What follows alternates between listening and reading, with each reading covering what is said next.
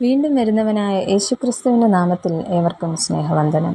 ഈ പ്രഭാതത്തിലെ നമ്മുടെ വായനഭാഗം ന്യായാധിപന്മാരുടെ പുസ്തകം 19 മുതൽ 21 വരെയുള്ള അധ്യായങ്ങളാകുന്നു. ഇന്നത്തെ ചിന്തയ്ക്കായി ന്യായാധിപന്മാർ 21 അധ്യായം 2 വാക്യം.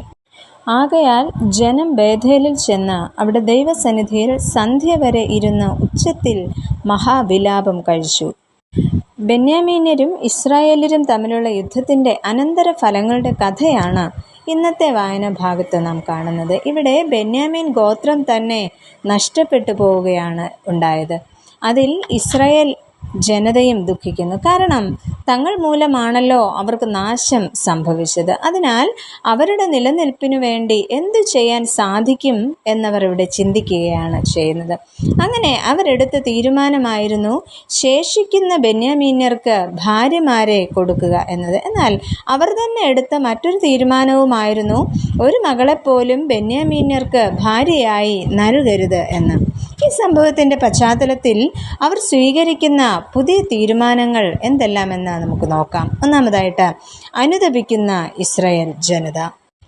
ന്യായാധിപന്മാരുടെ പുസ്തകം 21 അധ്യായത്തിൻ്റെ 6 വാക്യത്തിൽ നമ്മൾ കാണുന്നത് ഇസ്രായേൽ ജനങ്ങൾ തങ്ങളുടെ സഹോദരന്മാരായ ബെന്യാമീന്യരെ കുറിച്ച് അനുതപിച്ചു എന്നതാണ്.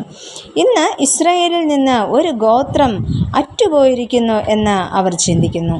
ഇവിടെ 2 ഗോത്രങ്ങൾ തമ്മിലുള്ള യുദ്ധത്തിൽ ഒരു കൂട്ടർ പാടെ നശിച്ചു പോകുന്നു. എന്നാൽ യുദ്ധത്തിൽ വിജയിച്ചവർ പരാജിതരായവരെ ഓർത്ത് വിലപിക്കുകയും അനുതപിക്കുകയും ചെയ്യുന്നു. ഇത്തരത്തിൽ അനുതാപമുള്ള ഹൃദയം ഉണ്ടാകുക എന്നത് വളരെ വലിയൊരു കാര്യമാണ്. സ്വന്തം കുടുംബത്തിൽ അഥവാ സ്വന്തം സമൂഹത്തിൽ സംഭവിച്ച ദുരന്തത്തെ ഓർക്കുകയും അനുതപിക്കുകയും ചെയ്യുന്ന ഇസ്രായേല്യർ ഇന്ന് നമുക്ക് വലിയൊരു പാഠമാണ് നൽകുന്നത്.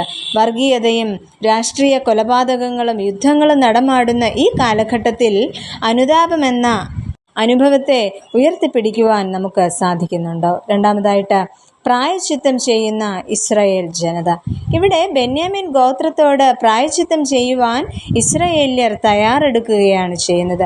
ബെന്യാമീൻ ഗോത്രത്തിൽ ശേഷിച്ചിരിക്കുന്നവർക്ക് ഭാര്യമാരെ നൽകി അവരുടെ നിലനിൽപ്പ് സാധ്യമാക്കുകയാണ് ഇവിടെ ചെയ്യുന്നത്. ന്യായാധിപന്മാരുടെ പുസ്തകം 21 അധ്യായത്തിൻ്റെ 12 വാക്യത്തിൽ നമുക്കത് കാണുവാനായിട്ട് കഴിയുന്നു. ഇവിടെ അവർ 400 കന്യകമാരെ കണ്ടെത്തി കനാൻ ദേശത്തിലെ ശീലോവിൽ അവരുടെ പാളയത്തിലേക്ക് കൊണ്ടുവരികയാണ് ചെയ്യുന്നത്. തുടർന്ന് ബെന്യാമീന്യർ തങ്ങളുടെ അവകാശത്തിലേക്ക് മടങ്ങിപ്പോവുകയും പട്ടണം പണിത് വീണ്ടും അവിടെ പാർക്കുകയും ചെയ്യുന്നു. അങ്ങനെ തങ്ങൾ മൂലമുണ്ടായ നഷ്ടത്തിന് പ്രായശ്ചിത്തത്തിലൂടെ പുതുവഴികൾ തുറന്നു കൊടുക്കുന്നു. എന്നാൽ ഇന്നത്തെ സമൂഹത്തിൽ നഷ്ടപ്പെട്ടു പോയിക്കൊണ്ടിരിക്കുന്നതും ഇത്തരത്തിൽ പ്രായശ്ചിത്തം ചെയ്യുവാനുള്ള മനസ്സാണ്.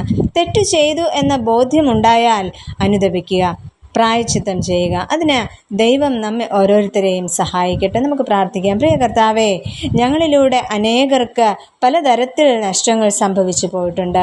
അതിൽ അനുതപിക്കുവാനും പ്രായശ്ചിത്തം ചെയ്യുവാനും ഞങ്ങളെ ഏവരെയും സഹായിക്കണമേ. ആമേൻ.